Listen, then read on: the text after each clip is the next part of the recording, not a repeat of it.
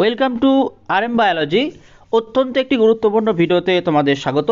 সোমবার যেমন তোমরা যে ইতিহাস পরীক্ষা দিতে চলেছ ধরে নিতে পারো, সেরকমই একটি ইতিহাসের প্রশ্নপত্র তোমাদের সামনে আমি নিয়ে এসেছি। এই প্রশ্নগুলো না পড়লেই নয়, তাই প্রশ্নগুলো দেখে নাও এবং কিছু প্রশ্নের কিন্তু উত্তরও তোমরা পেয়ে যাবে। তাই পিডিএফটি কালেক্ট করার জন্য ডেসক্রিপশন বক্সে নজর রাখো। তো দেখো, প্রথম প্রশ্ন আছে, সত্যজিৎ রায় যুক্ত ছিলেন কিসের সাথে? শিল্প চর্চার ইতিহাসে।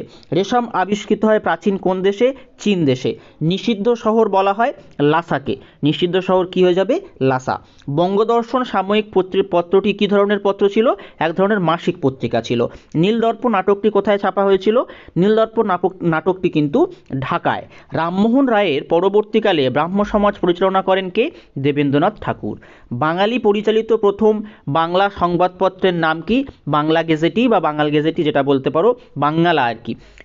তারপরে হচ্ছে, কলকাতা বিশ্ববিদ্যালয়ের প্রথম মুসলিম স্নাতক কে ছিলেন? দেলোয়ার হোসেন আহমেদ।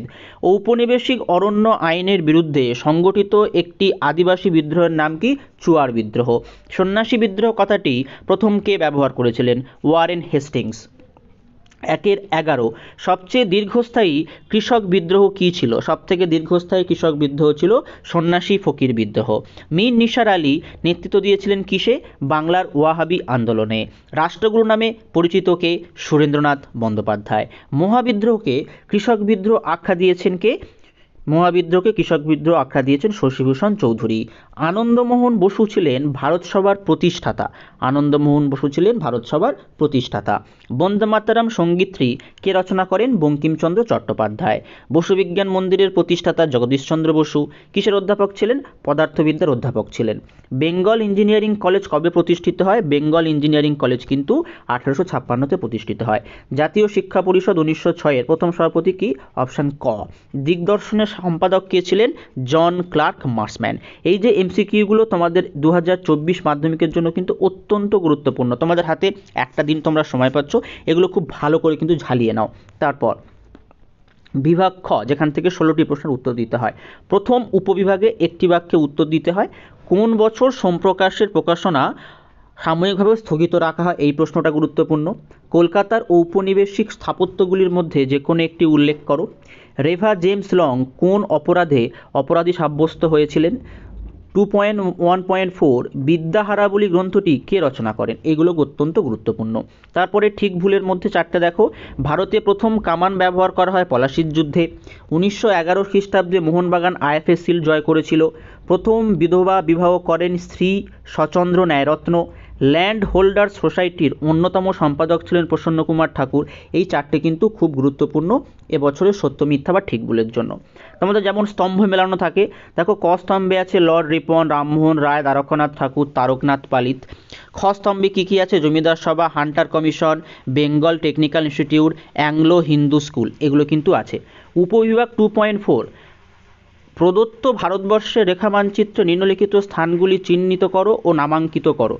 নীলবিদ্রোহের অন্যতম কেন্দ্র নদিয়া। কোলবিদ্রোহের অন্যতম এলাকা ছোটনাগপুর। মহাবিদ্রোহের অন্যতম কেন্দ্র দিল্লি। মহাবিদ্রোহের অন্যতম কেন্দ্র কানপুর।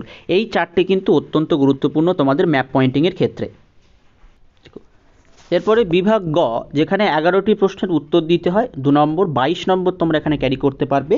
দেখো সেখানে সমস্ত প্রশ্নের কিন্তু উত্তর দেওয়া আছে, তাই পিডিএফটি অবশ্যই করে কালেক্ট করে নিও। সামরিক ইতিহাস চর্চার গুরুত্ব কী, তা সম্পূর্ণ উত্তর দেওয়া আছে। সরকারি নথিপত্র বলতে কী বোঝায়, তারও সম্পূর্ণ উত্তর দেওয়া আছে। স্কুল বুক সোসাইটি কেন প্রতিষ্ঠিত হয়েছিল, তারও উত্তর দেওয়া রয়েছে। মধুসূদন গুপ্ত স্মরণীয় কেন, সেটারও উত্তর দেওয়া আছে। লর্ড হাজিঞ্জের শিক্ষা বিষয়ক নির্দেশনামা গুরুত্বপূর্ণ কেন। তারপরে বাংলার নবজাগরণ বলতে কী বোঝায়, তারও উত্তর দেওয়া রয়েছে। ফরাজি আন্দোলন ব্যর্থ হলো কেন, তারও উত্তর দেওয়া আছে। তিতুমির স্মরণীয় কেন, দেখো তারও উত্তর লেখা আছে। তাই পিডিএফটি কিন্তু কালেক্ট করতে হবে। শিক্ষিত বাঙালি সমাজের একটি অংশ কেন মহাবিদ্রোহের বিরোধিতা করেছিল, তারও উত্তর দেওয়া আছে। ব্যঙ্গচিত্র কেন আঁকা হয়, সেটাও উত্তর দেওয়া আছে। নবগোপাল মিত্র কে ছিলেন, সেটারও উত্তর দেওয়া রয়েছে। 19 শতকের বাংলায় জাতীয়তাবাদের বিকাশে বঙ্কিমচন্দ্রের ভূমিকা কীরূপ ছিল, সেটারও উত্তর দেওয়া রয়েছে। জাতীয় শিক্ষা পরিষদ কেন প্রতিষ্ঠিত হয়? বিদ্যাসাগর ষাট বলতে কী বোঝায়? বাংলা ছাপাখানার বিকাশে লাইনোটাইপ প্রবর্তনের গুরুত্ব কী? গ্রামীণ শিল্প ও বৃত্তি শিক্ষার প্রসারে রবীন্দ্রনাথ ঠাকুরের গুরুত্বপূর্ণ উপাদান বা অবদান কী ছিল? গুরুত্বপূর্ণ অবদান কী ছিল। এবার আমরা বিভাগ ঘতে চলে যাই, যেখানে তোমাদের 6টা প্রশ্নের উত্তর দিতে হয়। দেখো উপবিভাগ ঘ 1 থেকে 2টো প্রশ্ন আছে। বাংলার নারী শিক্ষায় 19 শতকে রাজা রাধাকান্ত দেবের ভূমিকা, লর্ড মেকলেকে পাশ্চাত্য শিক্ষার প্রবর্তক বলা যায় কিনা। উপবিভাগ ঘ 2 থেকে কি আছে, ঔপনিবেশিক সরকারের উদ্দেশ্য অরণ্য আইন প্রণয়ন করেছিল, কি উদ্দেশ্যে। নীল বিদ্রোহে সংবাদপত্রের ভূমিকা। তারপরে আছে দেখো 4-এর 5 জাতীয়তাবাদ প্রসারে হিন্দু মেলার ভূমিকা। গোরা উপন্যাসটিতে রবীন্দ্রনাথের যে জাতীয়তাবাদী ভাবধারার পরিচয় পাওয়া যায় তার বিশ্লেষণ। ঘ ছাপাখানা বাংলায় শিক্ষা বিস্তারে কিরূপ পরিবর্তন এনেছিল।